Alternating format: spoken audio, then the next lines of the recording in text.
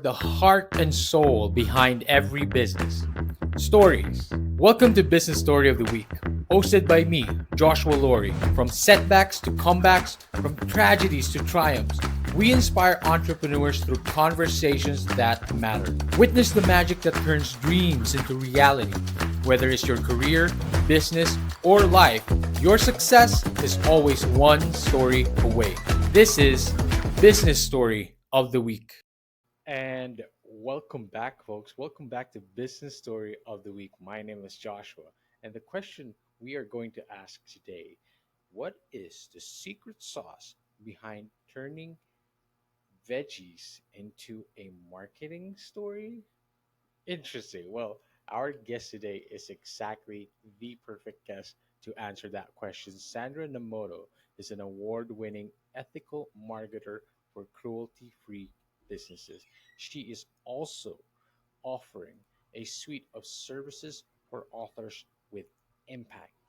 She previously ran Conscious Public Relations Incorporated for a decade, which was the fourth public relations agency in Canada to earn B Corporation certification. Very, very cool. Namoto is the author of two books, including Vegan Marketing Success Stories, the world's first vegan marketing book. Very interesting, by the way, honored by Vegan Choice Awards in 2023.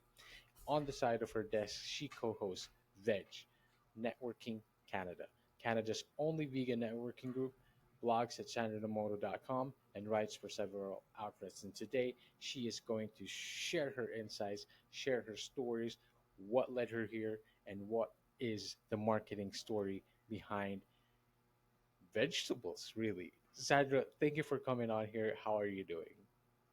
I'm doing great. Thank you so much for that intro, Joshua. And yeah, it's my absolute pleasure to be here with you.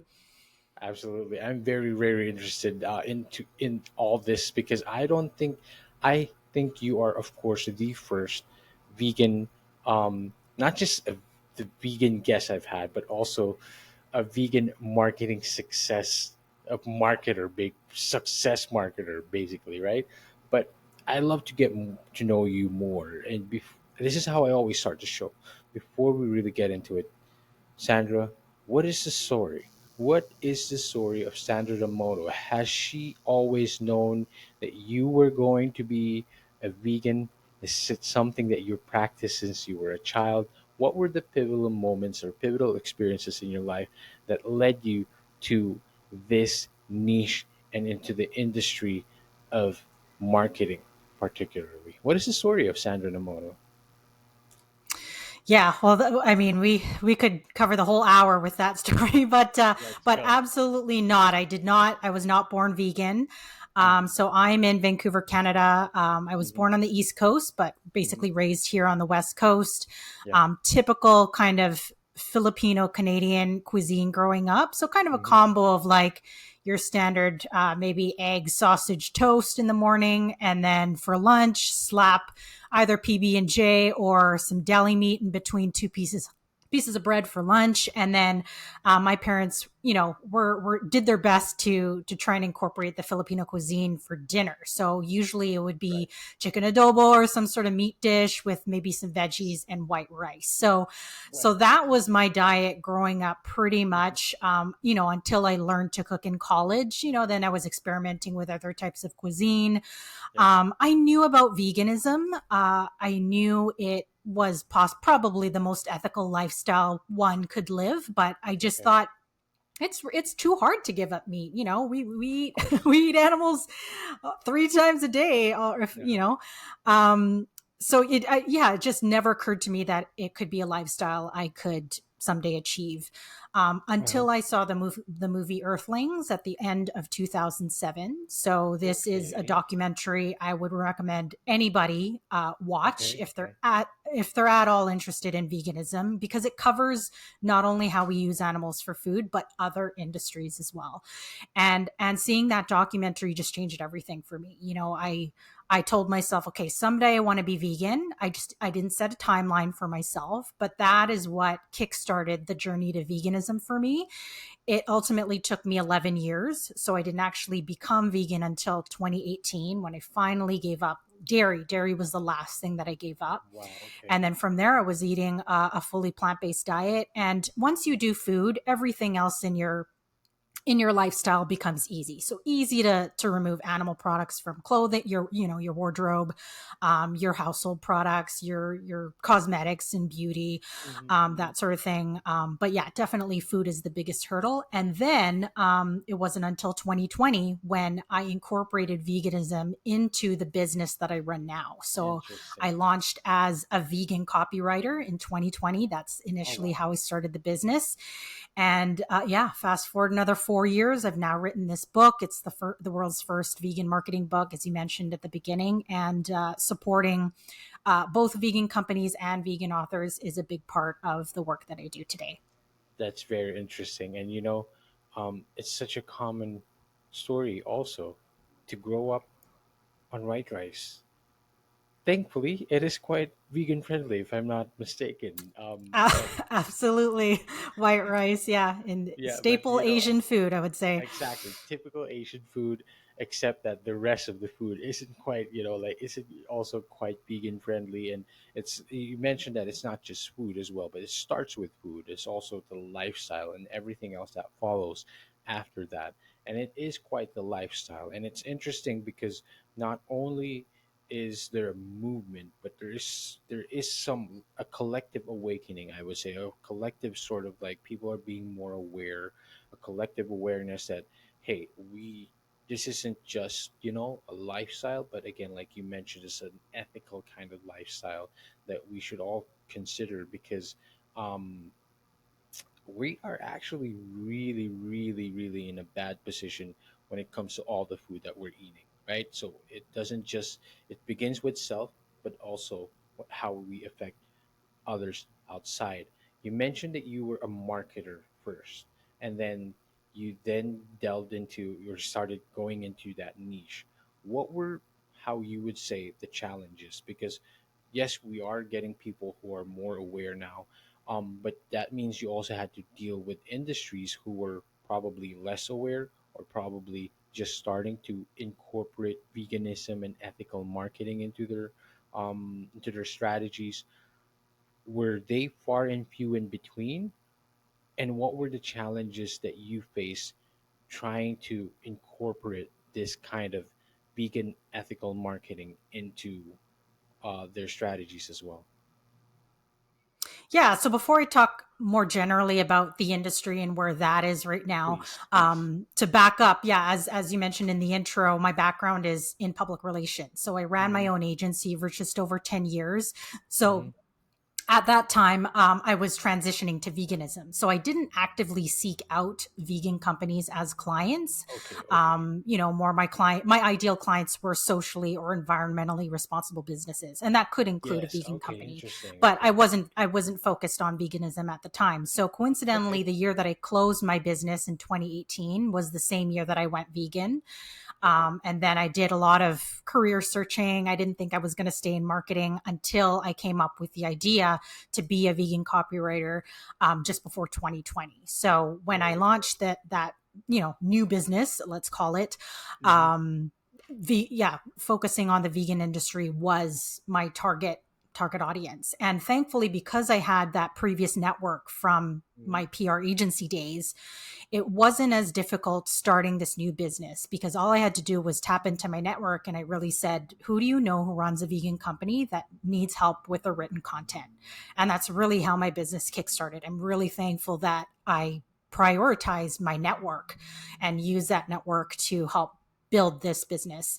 And that's since expanded into doing publicity again. So going back into my PR days, I also now help authors. So authors are my other type of client. I can do various services to help them publish books. I'm not focused on just vegan authors on the author Mm-hmm. side. However, for the businesses do need to be vegan. And what I call vegan is not necessarily in food. So long as the business doesn't harm animals, There you people, go. or the environment in an Uh-huh. obvious way, we can work together. So it doesn't need to be vegan owned.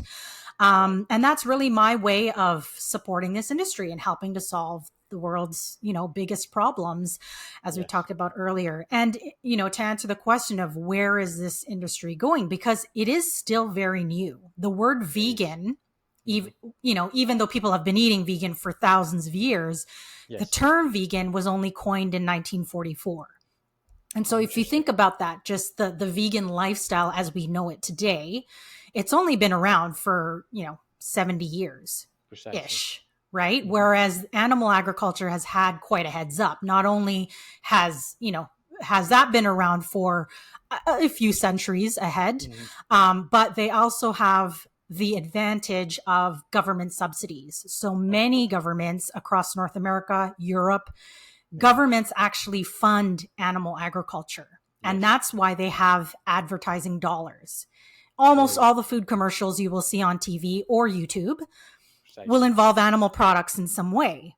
Mm-hmm. And that Mm-hmm. means the vegan industry, or those, those of us who are pioneering or leading up the plant-based movement, we seem like we're behind because we are. Yes. We need to be able to compete on those types of budgets. And until those government subsidies turn around and maybe invest Mm-hmm. more into plant and fungi based industries, we're not going to see that huge marketing push that we do from animal Of products. course.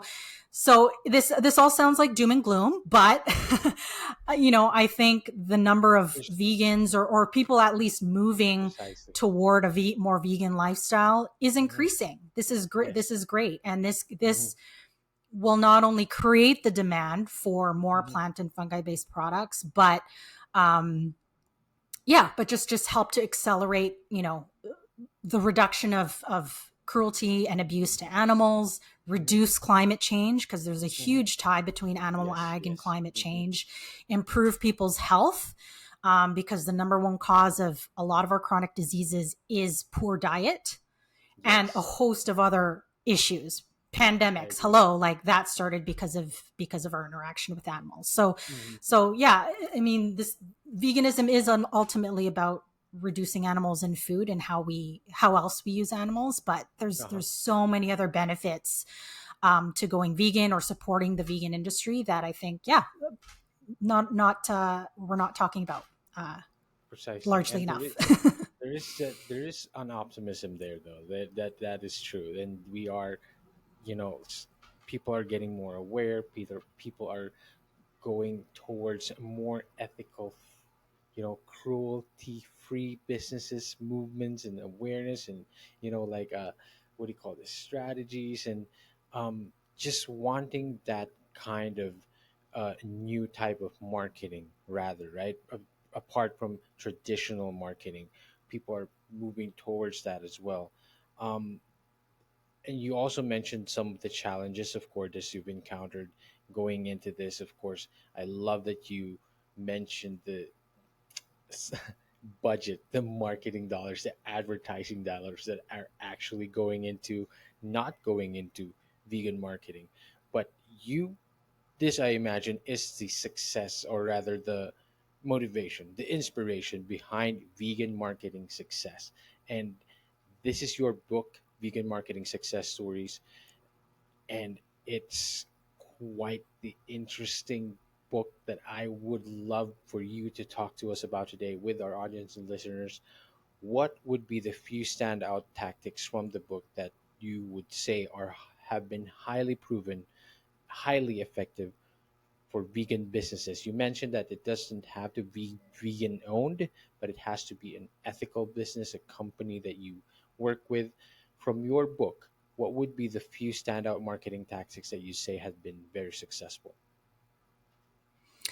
So I can't name any one, Mm-hmm. but to give you an idea, so there's 7 chapters in the book, and the Mm-hmm. biggest chapters are the ones about public relations and digital marketing. Yes, So yes. digital marketing, obviously, social media is free. And so, of course, most, if not all, of the companies that contributed to the book are using social media in some form. A Of lot of course. them are also probably blogging, using email marketing, posting videos. So that's no surprise that digital marketing is going to be, one of the prime tactics that they're using.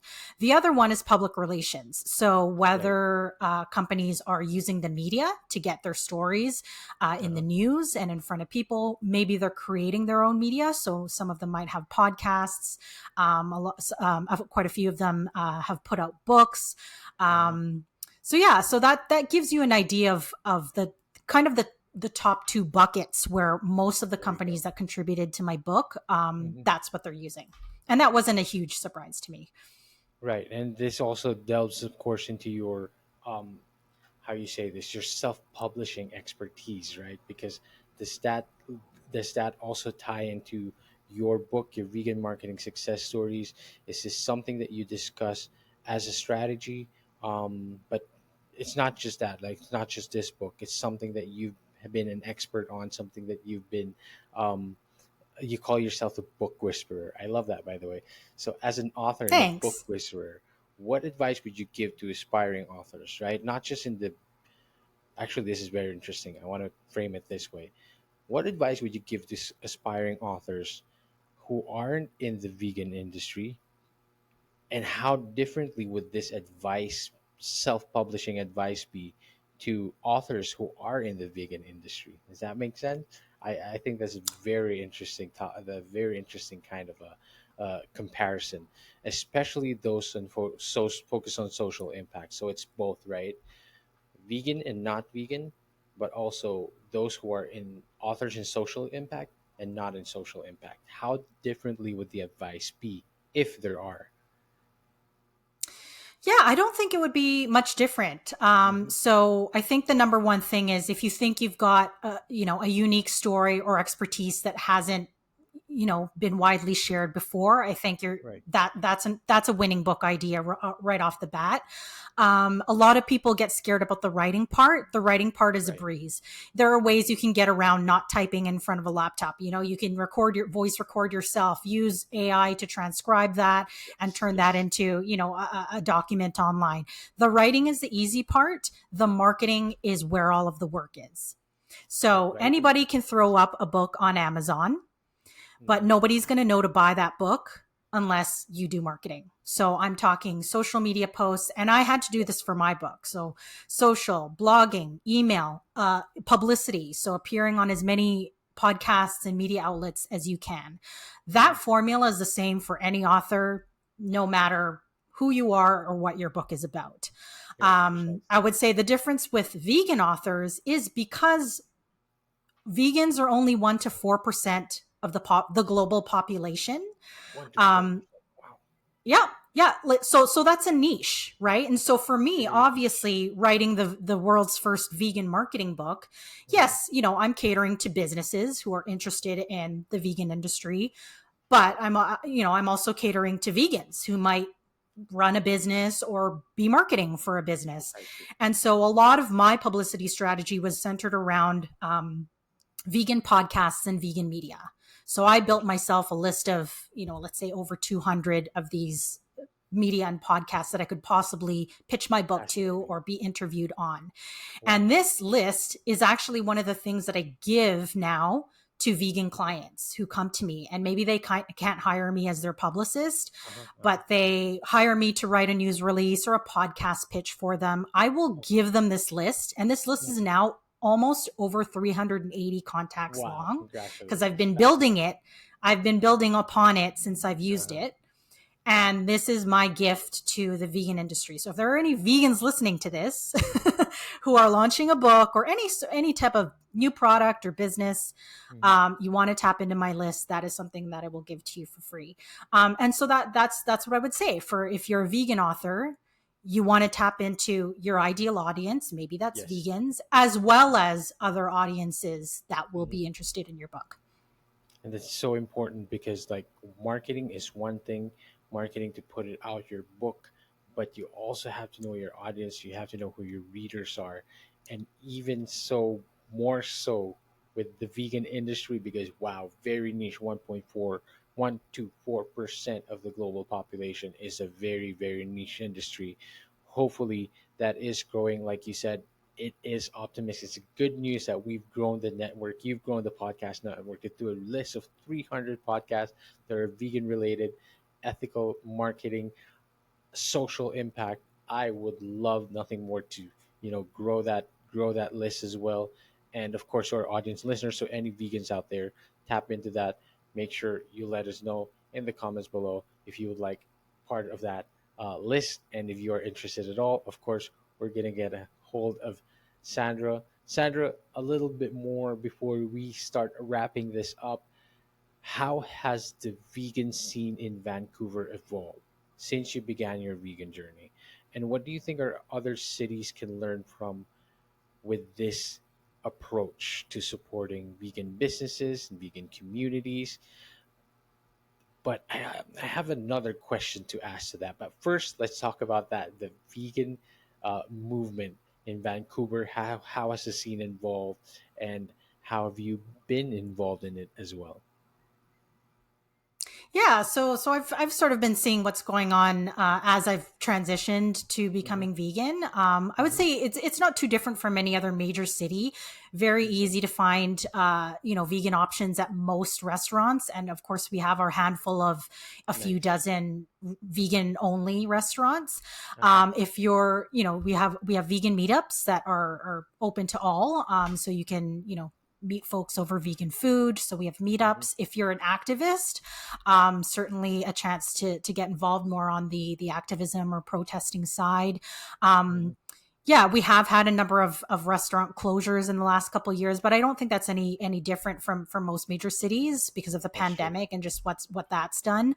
Hmm. But I would say if you're into events, so the vegan festivals, conferences, that sort of thing, the Planted Expo here is now entering its 10th year in June. I'm actually speaking this year, and that's been that's had quite an impact, I would say, here Right. in the city. They've now expanded to Toronto and Seattle. Uh-huh. So again, just follow Planted Expo, and then the people, the influencers that we've been able to attract to our city is really impressive. If you look at the lineup for the Vancouver event here, we've got Dr. Michael Greger, who's really known for his books, How Not to Die, How Not to Age, Wow. etc. Yeah, just really amazing folks. Chef Doug McNish, he's more known in Canada. Right. Genesis Butler, another well-known vegan activist in the Uh-huh. U.S. Yeah, so we've got some really big names coming to Vancouver, and I think as Planted Expo grows, it's just going to keep expanding and maybe even into other cities. So yeah, super proud that Vancouver has kind of been home to the Planted Expo. And that you are part of that same movement as well, and the movement is alive and well and growing, and that's quite optimistic. I'm quite happy to hear that, of course. And again, this is something that is slowly, built. It takes a community to build it together. I'm glad that the Vancouver is a huge part of that, and it's something that you've dealt with. Rather, it's something that you have involved yourself with long, not before you even niche down into the vegan industry. You've been part of businesses that are focused on social impact, ethical marketing again. But now, just encompassing everything so far that you have experienced, what do you think vegan businesses or businesses trying to apply these ethical strategies in marketing, what do you think they need to keep doing in order to thrive today, to keep their businesses alive? But also, if there's one thing that they need to do as a company or as an organization, what would it be? How can they help the movement as well?